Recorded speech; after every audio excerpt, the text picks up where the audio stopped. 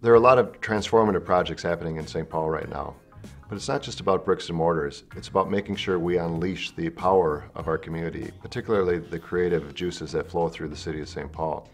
One of the great things about the Irrigate project, it helps us tap into the arts community. It helps people see the potential of the Central Corridor, of the other projects that we're doing, and really make them about the place that they're creating, not just about moving people back and forth. So we started with this really big community challenge, and here in St. Paul, that community challenge is the construction of the Central Corridor light rail line, which is the single biggest infrastructure investment the state has ever made. The Central Corridor construction is the kind of challenge that we think artists are particularly adept at helping with. So together, Springboard for the Arts and Twin Cities Local Initiative Support Corporation and the City of St. Paul, together we all created this project called Irrigate to help leverage and invest in the assets that already exist in those neighborhoods.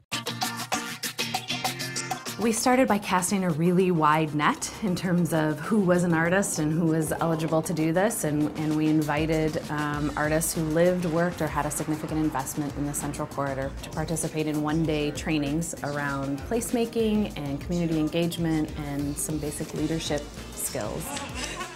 And we're almost done with the first year, and we've had over 350 artists participate. So after artists complete that training, they're eligible for this small amount of project support to design a project and to execute a project that's in partnership with either a business or a neighborhood organization along the corridor. And in the first year, we've had 100 artists who've designed and executed projects. The projects that we've seen from those 100 artists really break down into two types of projects. The first is projects that very practically and tangibly are designed to increase business viability and business prosperity.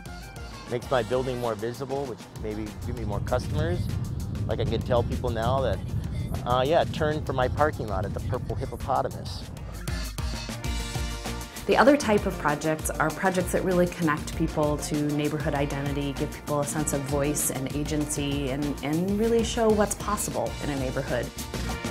Really, in all the projects, we've seen evidence of that Knight Foundation research about the soul of the community. All of those projects are things that, that in that soul of community research are the things that really attach people to place: aesthetics, social offerings, and openness. The other benefit of supporting lots of small projects is that it allows all these different opportunities for people to engage in a lot of different ways.